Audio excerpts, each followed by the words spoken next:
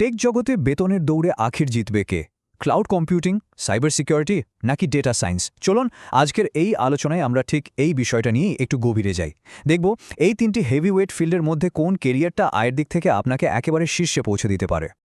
বাবাচা, মাত্র ১ বছরের মধ্যে এই ফিল্ডগুলোর একটাতে নতুনদের বেতন বেড়েছে প্রায় $৪০,০০০, মানে প্রায় ৪৭ লক্ষ টাকা। হ্যাঁ, একদম ঠিকই শুনছেন। চলুন এই অবিশ্বাস্য তথ্যটা দিয়েই আজকের রেসটা শুরু করা যাক।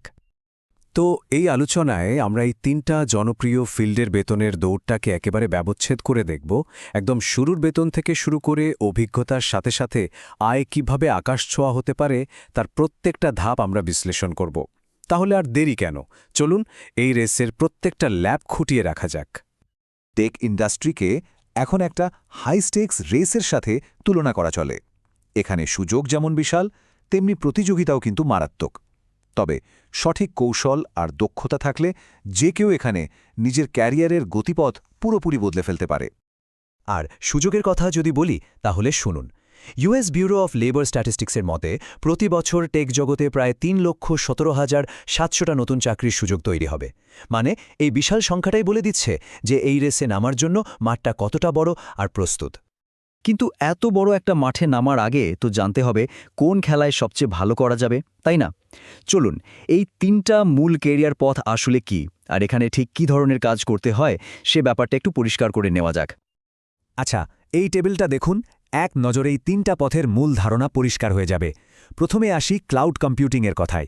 এর কাজ হল ইন্টারনেটের মাধ্যমে নানা রকম সার্ভিস তৈরি আর ম্যানেজ করা। ব্যবসা যত বাড়ছে, ফ্লেক্সিবল রিসোর্সের চাহিদাও তত বাড়ছে, আর তাই এর গুরুত্ব আকাশ ছোঁয়া। এরপর হলো সাইবার সিকিউরিটি। সোজা কথায় এরা হলো ডিজিটাল দুনিয়ার অতন্ত্য প্রহরী। কম্পিউটার নেটওয়ার্ক আর সিস্টেমকে হ্যাকারদের হাত থেকে বাঁচানোই এদের মূল কাজ। আর ডেটা সায়েন্স তো হলো ডেটার জাদুকর। সাধারণ তথ্য বা ডেটাকে বিশ্লেষণ করে মূল্যবান ব্যবসায়িক সিদ্ধান্তে পরিণত করাই এদের কাজ। যে কোনো ক্যারিয়ারের সবচেয়ে উত্তেজনা মুহূর্তগুলোর মধ্যে একটা হলো প্রথম বড় বেতনের চেকটা হাতে পাওয়া। চলুন দেখি এই তিনটে ফিল্ডে ক্যারিয়ার শুরু করলে পকেটে কী পরিমাণ অর্থ আসার সম্ভাবনা থাকে।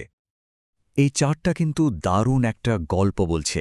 খেয়াল করে দেখুন, রেসের শুরুতেই ডেটা সায়েন্স কিন্তু বেশ খানিকটা এগিয়ে। নতুনদের জন্য গড় বেতন বছরে প্রায় $1,52,000। ঠিক তার পরে আছে ক্লাউড কম্পিউটিং, প্রায় $1,30,000 নিয়ে। আর সাইবার সিকিউরিটিতে শুরুটা হয় $95,000 কাছাকাছি। তার মানে স্টার্টিং ব্লকে ডেটা সায়েন্সই কিন্তু এখন পর্যন্ত বিজয়ী। তাহলে এই লোভনীয় চাকরিগুলো পেতে ঠিক কি লাগে? সাধারণত কম্পিউটার সায়েন্স বা গণিতের মতো বিষয়ে একটা ব্যাচেলর ডিগ্রি তো লাগেই। তবে ইদানিং মাস্টার্স বা পিএইচডির কদর কিন্তু বেশ বাড়ছে। এর সাথে সার্টিফিকেশনও ভীষণ জরুরি। যেমন ধরুন, কম্পটিয়া সিকিউরিটি প্লাস সার্টিফিকেশনটা অনেকটা গাড়ির লাইসেন্সের মতো, যা প্রমাণ করে যে সাইবার সিকিউরিটির বেসিক নিয়মকানুন জানা আছে। তবে একটা কথা মনে রাখতে হবে, অনেক কোম্পানি কিন্তু ডিগ্রির চেয়েও বাস্তব কাজের দক্ষতাকে বেশি গুরুত্ব দেয়। শুরুর দৌড় তো দেখা হলো, কিন্তু ম্যারাথনের আসর মজা তো মাঝপথে আর শেষে, তাই না? চলুন এবার দেখি অভিজ্ঞতা বাড়ার সাথে সাথে বেতনের গ্রাফটা কিভাবে রকেটের মতো ওপরে উঠতে শুরু করে আর সিনিয়র লেভেলে গিয়ে ঠিক কোথায় পৌঁছায়। ক্লাউড কম্পিউটিং জগতে ক্লাউড আর্কিটেক্ট হলেন একজন মাস্টার প্ল্যানার। একটা কোম্পানির পুরো ক্লাউড সিস্টেমটা দেখতে কেমন হবে তার নকশা তৈরি করা থেকে শুরু করে সেটাকে বাস্তবে রূপ দেওয়ার মতো গুরুদায়িত্ব থাকে এদের কাঁধে। আর এই বিশাল দায়িত্বের পুরস্কারও কিন্তু বিশাল। একজন ক্লাউড আর্কিটেক্টের গড় বার্ষিক আয় প্রায় $1,98,000 পর্যন্ত হতে পারে। মানে এই পথে এগোলে আয়ের সম্ভাবনা যে কতটা উজ্জ্বল তা স্পষ্ট বোঝা যাচ্ছে। এবার আসা যাক সাইবার সিকিউরিটির কথায়। এখানকার সর্বোচ্চ পদগুলোর মধ্যে একটা হল চিফ ইনফরমেশন সিকিউরিটি অফিসার বা CISO। সহজ ভাষায় বললে CISO হলেন একটা কোম্পানির ডিজিটাল দুর্গের প্রধান সেনাপতি, যার ওপর পুরো প্রতিষ্ঠানের অনলাইন নিরাপত্তার ভার থাকে। আর বুঝতেই পারছেন, এই সেনাপতির বেতনও হয় রাজকীয়।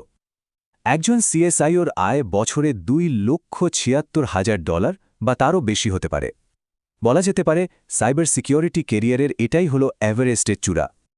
ডেটা সায়েন্সের ক্ষেত্রে অভিজ্ঞতা মানে কিন্তু শুধু বছর গোনা নয়, এটা হলো ডেটার ভাষা বুঝতে পারার একটা শিল্প। একজন অভিজ্ঞ ডেটা সায়েন্টিস্ট ডেটার মধ্যে থেকে এমন সব তথ্য বের করে আনতে পারেন যা একটা ব্যবসাকে সাফল্যের শিখরে নিয়ে যেতে পারে। আর এই শিল্পীর কদরও কিন্তু অনেক। 10 বছরের বেশি অভিজ্ঞ একজন ডেটা সায়েন্টিস্টের গড় বেতন বছরে $2,15,000 ছাড়িয়ে যায়। দীর্ঘমেয়াদী দক্ষতা আর অভিজ্ঞতার জন্য যে কত বড় পুরস্কার অপেক্ষা করে, এটা তারই একটা জ্বলযন্ত্র প্রমাণ। আচ্ছা, শুধু ভালো বেতন পেলেই তো হবে না, বেতনটা দ্রুত বাড়াতেও তো হবে, তাই না? চলুন এবার কিছু কার্যকর কৌশল দেখে নেওয়া যাক, যা আয়ের গ্রাফটাকে দ্রুত ওপরের দিকে তুলতে সাহায্য করতে পারে।